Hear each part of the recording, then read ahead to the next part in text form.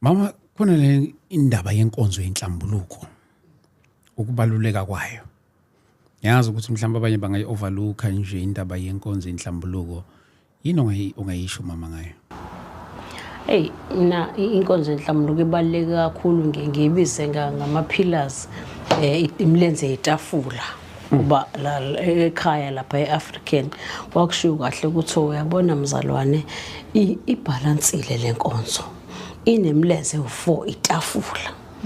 So ke ibaluleke inhlambuluko is the first main pillar. Yes. Ngoba umthandazo awukwazi ukuthandaza ungazihlambululile. Yabo nje umuntu manje ufuna ukuzela ukudla kufanele uqale inhlambulukweni. Ngoba ukwazi ukuzila ukudla ugcwele inhlambuluko ngaphakathi ngoba uma wenza lokho ukhulisa lento la kuwena. Yiko omunye umuntu ongena emthandazweni abuye emthandazweni hey yezwa kusho simbone ngevephuzile lapha kanti utheza ukuthi unento yokuthanda utshwala manje wangazihlambulula wazila ukudla nayo kwakhula ke leyo nto ke yamhlula ke manje uhamba wayoyenza. So awukwazi futhi ukunikela kusho umnikelo wakho lithi izwi lenkosi uma ngabe wazi ukuthi wonene nomfowenu kufanele ulethe umnikelo ungawusi ubeke lapho uhambe uyobuyisana qala before ulethe. So uyabona ukuthi noma ngabe ufunda izwi lenkosi kufanele inhliziyo yakho ibe hlambulukile noma ngabe uyathandaza noma ngabe uyanikela yonke into oyenzayo ufuna uyenze ngani ngenhliziyo ngoba uNkulunkulu simkhonzayo uNkulunkulu othanda inhliziyo ohlola inhliziyo ubona kuyona ukuthi wena onjani. So yiko kufanele ukuthi ke inhlambuluko ingabikho into oyishiyayo uyikhulume njengoba ungasho futhi ukuthi hayi angeke ngizihlambulule kumuntu ngeke ngitshene umuntu indaba zami ngoba into eningi nakale lapho ekutheni umuntu athi ngeke ngitshene umuntu indaba zami ngoba umuntu uzohamba ekhuluma ngami. Thina ke safundiswa ukuthi inhlambuluko akuyona indaba yakho indaba yokuthi uyikhulume uhlambuluke kumuntu. Izwi lenkosi lithi uJakobe 5:16 vumani izono omunye komunye. So ke manje isho ukuthi angikwazi ukuthi ngonane nawe ST bese ngithi hayi ngizoyosihlambulula lapha kuBishop Chiliza angikwazi ngokukhuluma ngawe mangenza njalo ufanele ngize kuwe ngizolungisa indaba hayi lapha yana engathi kulimalekile lana angikuzwanga kahle siyilungise leyo nto sidlule ngingasho futhi ngizolimazana nawe bese ngiya kuNkulunkulu ngoba wena uzosela ulimele ngithi silimazene thina kodwa mina ngithini ngithi ngiya kuNkulunkulu ngosihlambulula uNkulunkulu ngokuthi ngilimazane nawe ungiphila nawe lana kusasa uzongibona futhi nakumna phambi kwakho ngiyaqhubeka le nto ekulimaze ngayo kuphinde kwenzeke enye ngoba usathana ngimiza ngokuthi lesilimo bese ngifuna ukusho njalo. Yes mama. Sekufuna ukusho njalo. So ke manje lo silima lo uyinto uyifaka istempu uyabona. So uthola ukuthi namanje kakusasa noma ngakubuka nje ngidlulisa amehlo mhlawumbe uthola vele ngizovela ngabona phela ngibabingelele bonke abantu ngakubingeleli sothi basethi ke lo silima uyambona akufundi ngempela. Yes. Yabo lento ezwile kuthuyishilo iyona ngempela. That's your confirmation. Abona ukuthi ufaka istembu ke menza njalo ukuthi ke khona ukuthi leyo nto ikhona kanti kuba manje bewuzile sazoyikhuluma ukuthi ngilimela bekuzoba right kanti enhlambulukweni ke lento yokuthi abantu bathi umuntu ukhulume ngendaba zakho safundiswa ngaleyo nto ukuthi wena hamba uyosihlambulula ukuthi umuntu ukhulume ngenhlambuluko yakho kubani mase khulume ngayo indaba yakhe leyo kodwa wena zihlambulula. So kwangisiza ke endleleni ukuthi ngihambe ke ngiwumuntu osihlambulula noma ngabe kuthiwa inhlambuluko iphumile noma kwenzekeni kodwa enhlizweni yami nganquma ngathi yabona ke inhlambuluko uma iphuma ngoba konke kwenzeka okwenzeka kwababuhlungu. So ngase ngithi enhlizweni yazi ke mina ngase kuthiwa ngihlambulula abantu ngeke ke ngize ngiyenze lento angithi yabona ukuthi uNkulunkulu wenza ngamabomu ukuthi inhlambuluko yami ayiphumi ngoba wefuna ukufundisa mina ukuthi uma sekufanele ngihlambulula abantu ngingayenzi lento yokukhipha inhlambuluko zabantu ngiphuze ngazo ite So kukhona okwenye indawo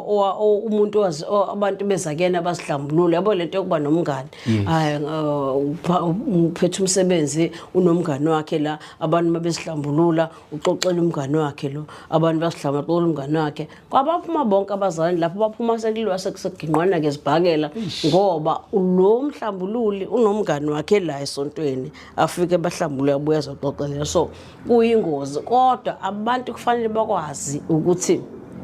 abazali bonke bakwazi ukuthi iyona ndlela le ekwenza ukuthi uhambe kahle phambi kwaNkulunkulu ungena enhlizweni ungenalo ibala ngoba once waba nebala angeke uzokwazi ukuhlala noNkulunkulu ngeke futhi azakwazi ukukhuluma nawe uzasho neusho athi indlebe yakhe ayinzima ukubingizwa nesandla sakhe asifinyezi kuba singasenzi kodwa ububethu busithubuso so ke once ke wanento efana ngabe uyayikhuluma isimsithile kuNkulunkulu akezwa ish dot so ke kufanele ukuthi akuze uNkulunkulu idlula la enhlambulukweni ngibuza ngamabomu lena babishop okay sibheke eGoli ngomhla ka25 kuyobe kuhlangana abazalwane ibandla lonke nje ngisho njalo babazalwane basuke endaweni ezahlukahlukene but before sizokhuluma nangayo lenkonzo babishop mhlambe uma kukhona ongakugcizelela about inkonzo yenhlambuluko babishop ngoba ngiyafisa ukuthi kube enye yezinto ezabazalwane singazilungiselela ngayo nayo leyo ethi uMambishop esachaza ngike ngaba nento eyisifundiso eveza umuntu kathathu yeah ngale kwaleyo kuthiwa khona umuntu kamoya this that ngiveza nje ukuthi uNkulunkulu emntwini uthembe izinto ezintathu yes okumoya womuntu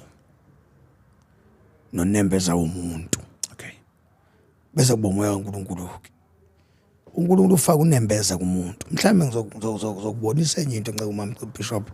esa nabazalwane besalalele ekhaya bebukela mina uyabona mase angisho ukuthi umoya ngcwele simbeke eceleni yes ngisho ukuthi ake siyeke indaba kamoya sikhulume ngendaba zikaNembeza Nceko masingathi nje siye kumoya yini lento eyenza uthi mawuphuma esontweni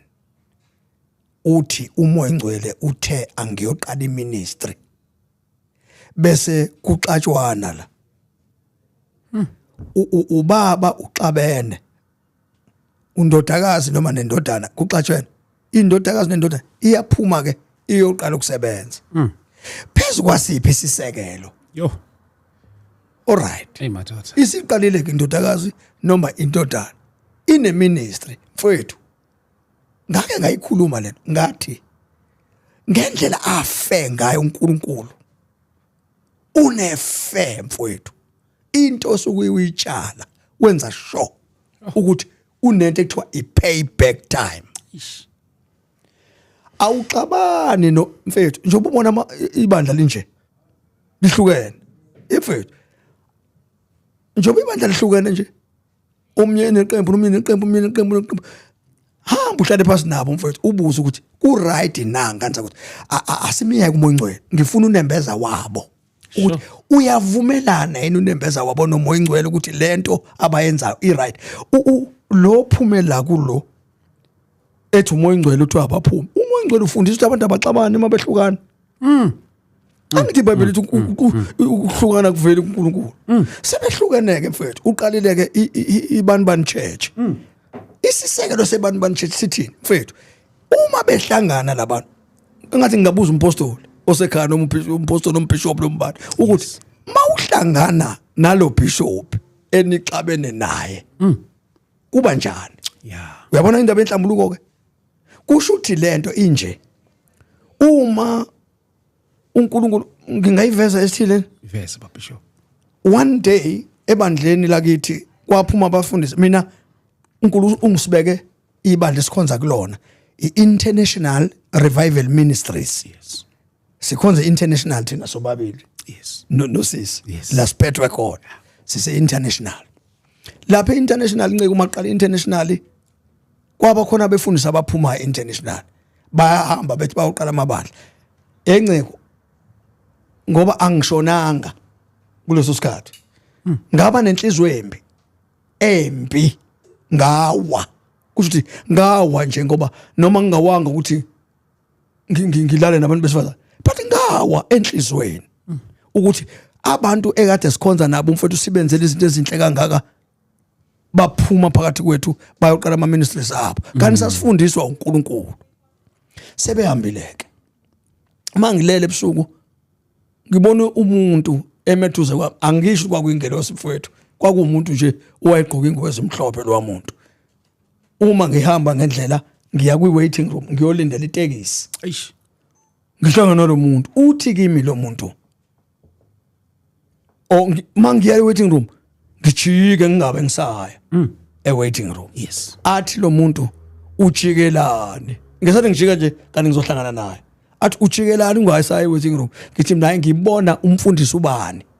lapha waiting room athi lo muntu ujikeleni pho ngithi mina lo muntu wangilimaza waphuma ebandleni lami ceko waphuma ebandleni lami lo muntu manje angumfundi ukuhlala eduze kwakhe abese ethi lo muntu hey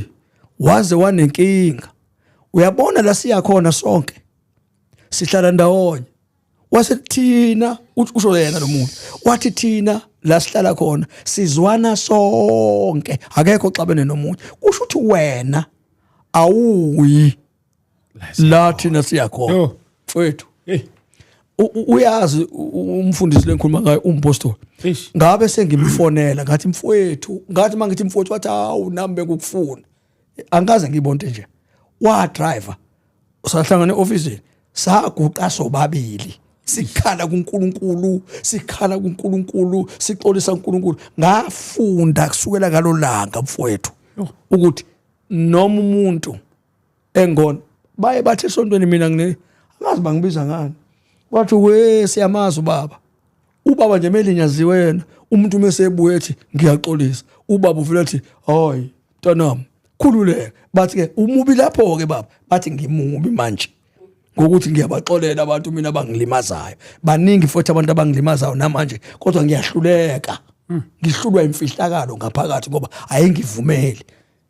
ukuthi ngibazonde ngafunda indaba enhlambuluko ukuthi meke wafika kumuntu nixabene wathi mfowethu imina lo mubi ngingenwe idemon hayi ukuthi yena uthi mfowethu ngivele ngangenwa idemon la ngezo sengikuzonda ngizoxolisa abese uthi umntu awumfowethu nami futhi ngiyaxolisa siqhawulana sihlukana inhlambuluko ke ibaluleke lapho ekutheni isiza uma ukuthi khomuntu omsolayo ungamfihleli umuntu umtshena kunjengoba kunjalo ngisho kade Shumayela umfundisi uyazi khona umfundisi oShumayela bese nithi nina uyabanda akithi uyazi ngoba ushehlezweni uthi lo mfundisi washumayela into ebanda kangaka leyo nto inkulumo leyo kufanele athi meqeda memdala hayi ingane makubaba nje semdala lo muntu omdala ekukholweni athi eqeda ukushumayela ubese uyakena uthi ayinceke wenkosi ngizosihlambulula yini kwenze njani cha nce uthema uShumayela la kumina ngangenwa idemon lathi idemon uyabanda Ishmathathe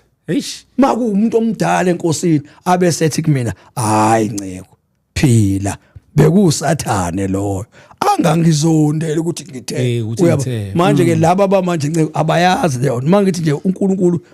usathane mfowethu uthe kumina wena uyabanda usethi mina ngithe uyabanda ngihambe xoxela bonke abantu ethi ngahlangana noBishop nje engamazi wavula ukuthi ngiyashuma into ebanda ngave ngambona lo muntu asile ekhaya aka understand izinto zakabantu zakamoya into zakamoya mfowethu uyasivuma isono uzishiye ufumana umusa phela umusa utholana kanjani